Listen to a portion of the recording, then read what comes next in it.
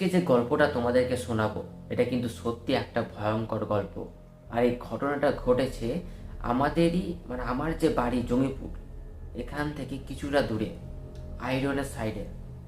তুমি যদি সার্চ করো জমিপুর রেল স্টেশন, তো তুমি পরের স্টেশন দেখবে আইরন। তো এই ঘটনাটা সেখানেই ঘটেছে। একটা ছেলে একটা ছেলে ও পিকনিক করতে এসেছিল বন্ধুর বাড়ি। তো পিকনিক করে বাড়ি ফিরবে, তখন ওর সঙ্গে ওই আয়রন স্টেশনে এমন একটা কিছু ঘটে যায় যেটা ওর লাইফে একটা ইতিহাস হয়ে থেকে যায়। তো কী হয়েছে ব্যাপারটা? তো পিকনিকের রাত, বন্ধু ডেকেছে যে আয় পিকনিক করি, দিয়ে পিকনিক করে। তাও পিকনিক শেষ হয় রাত 12টার সময়। তো রাত 12টায় তো কোনো ট্রেন নেই। আরও এসব এলাকায় নতুন এসেছিল, ও জানতেও না যে রাতের বেলা আয়রন স্টেশনে কোনো ট্রেন থামে না। শেষ ট্রেন সন্ধ্যা 8টার পরে আর কোনো ট্রেন থামে না। তো ও আসে স্টেশনে। স্টেশনে আসার পর ট্রেনের অপেক্ষা করে। স্টেশনটা কি বলবো, স্টেশনটা একেবারে গ্রামীণ স্টেশন। প্ল্যাটফর্ম তো নেই, মাটির রাস্তাতে প্ল্যাটফর্ম। তো স্টেশনে ওখানে একটা বেঞ্চ ছিল, ওখানে বেঞ্চে বসে। তখন রাত দেখতে দেখতে 1টা বেজে যায়। তো দেখতে পাই একটা লোক হঠাৎ করে একটা লোক কিছুটা দূরে যেন দাঁড়িয়ে আছে, গায়ে পুরো চাদর দিয়ে ঢাকা, অন্ধকারে ভালো করে বোঝা যাচ্ছে না। ও দূর থেকে জিজ্ঞাসা করে, দাদা শেষ ট্রেনটা কখন আসবে, এটা জিজ্ঞাসা করে। লোকটা কোনো উত্তর দেয় না। তখন ও ভাবে হয়তো রাতের বেলা, এই জন্য হয়তো শুনতে পায়নি, দূরে। তো কাছে যায়, ও উঠে বেঞ্চ থেকে এবং লোকটার কাছে যায়। লোকটার কাছে যাওয়ার পর জিজ্ঞাসা করে, দাদা শেষ ট্রেনটা কখন আসবে। লোকটা ভারী গলায় জবাব দেয় যে শেষ ট্রেন আর আসবে না।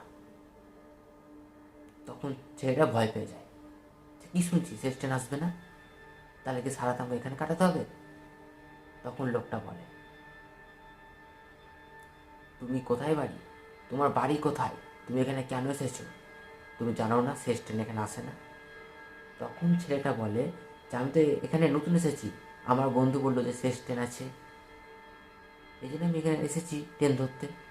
তোমরা যখন নতুন জায়গায় যাও তখন তো জানো, তখন জানো না কখন শেষ ট্রেন আসবে কখন আসবে না।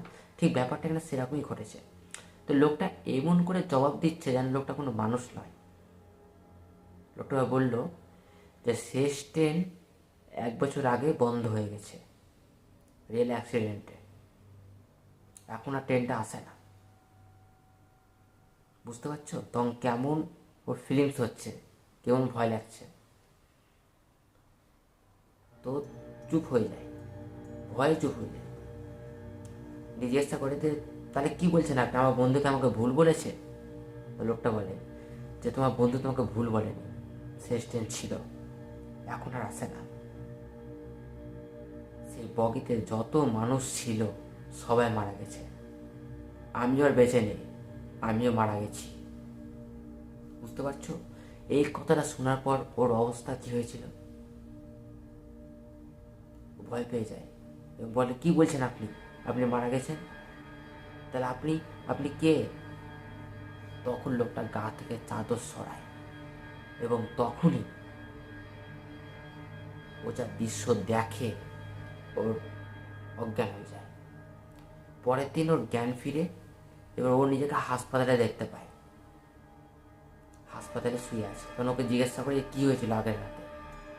ও বলে যে একটা লোক দাঁড়িয়েছিল, আমি ওকে জিজ্ঞাসা করলাম, তো গা থেকে চাদর সরিয়েছে আর আমি দেখলাম ওর শরীরে পুরো রক্ত গড়গড় করে পড়ছে, শরীরে হাড় পুরো বেরিয়ে আছে, কিচ্ছু নেই, আর মুখে তো একবারে মুখ থ্যাতলানো।